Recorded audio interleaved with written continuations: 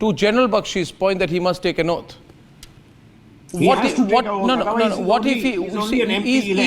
he's not a normal person, he's a terrorist. He'll say, okay, I'll take the oath and then I'll do what I want. I'll take the oath to enter.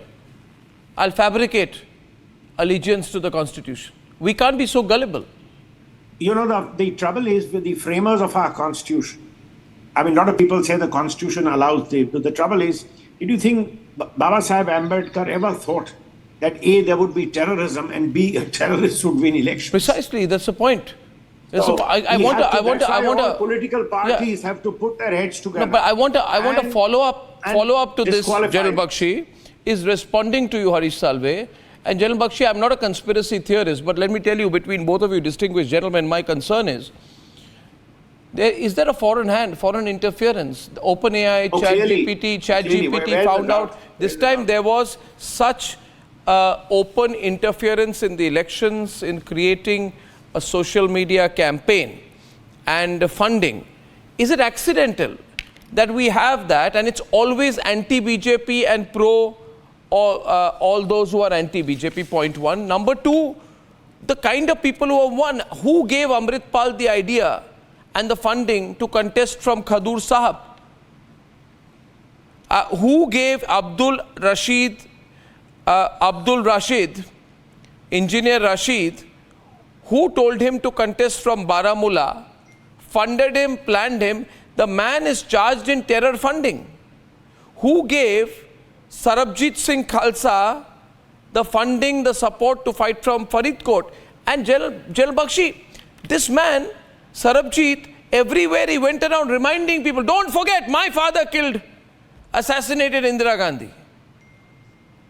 You know, so we are encouraging a very dangerous, we are allowing our democracy to be used to destroy our nation. These are the limits of democracy. I think we must change the laws, General Bakshi. What do you think of what Harish Salve just said, General Bakshi? You were responding to him. No, absolutely.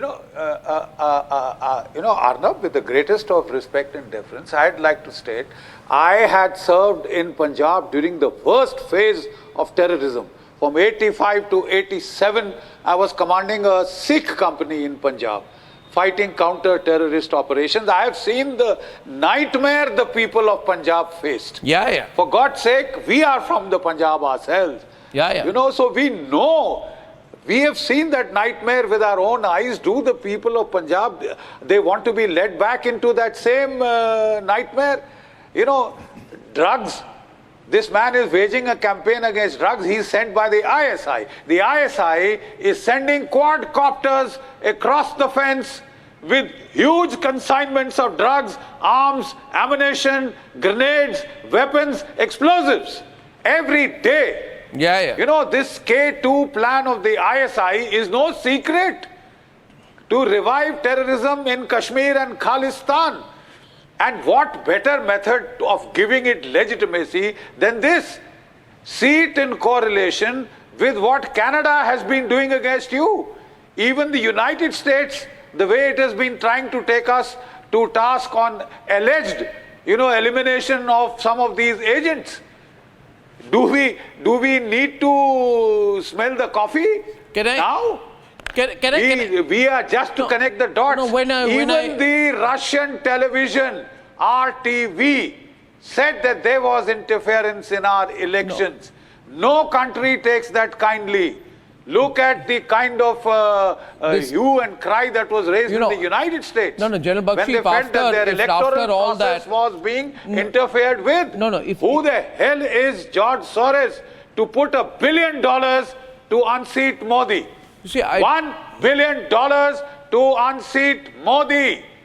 It is out in the open media. That it is. And is there any then surprise if a particular handle posts some very anti-BJP thing and by the evening it has got 550,000 views?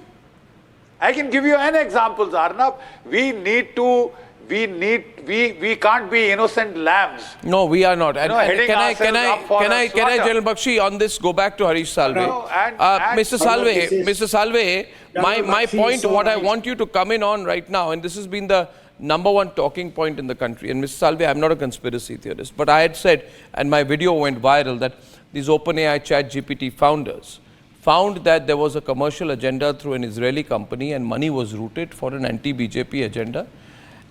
And it was very, very strong funding. A lot of money went into it. Tell me, Mr. Salve, could there be some truth in this? And if there is truth in this, because there are lot of people who would want to slow down the speed of economic and geostrategic decision making in the country. Should we not investigate? Let me, first of all, I have only one thing to say to Indian political parties. Always remember, sow the wind, reap the whirlwind. If you blink at all this because it suits a political convenience at a particular point of time, you're laying the foundation for once again dragging into an ugly era, which all of us try hard to forget, the 80s in Punjab and the last 10 years in Kashmir before peace has returned. But I am convinced, and please understand what's going on today in India.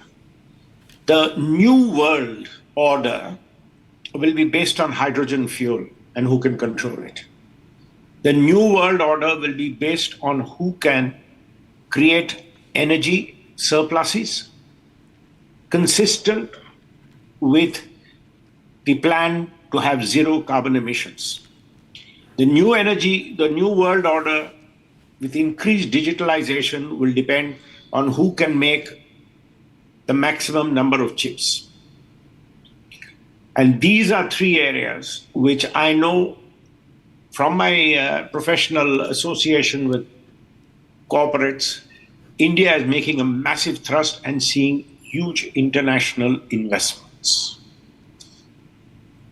The balance of power in the world 20 years from now, if India does become the third largest economy, as I'm sure it will, and leading supplies of hydrogen fuel, leading supplies of solar fuel, becoming a big center for manufacture of electrical batteries for cars and scooters, and the big manufacturer of chips, India will become a huge soft power. So is it surprising that people don't want this to happen? This is something which we have to keep looking over our shoulder. We have to protect ourselves. See how America protects itself. Try doing this with America. You would be caught out before you know. United Kingdom. I believe in the United Kingdom, they have almost a football field big area underground where digital chatter is monitored.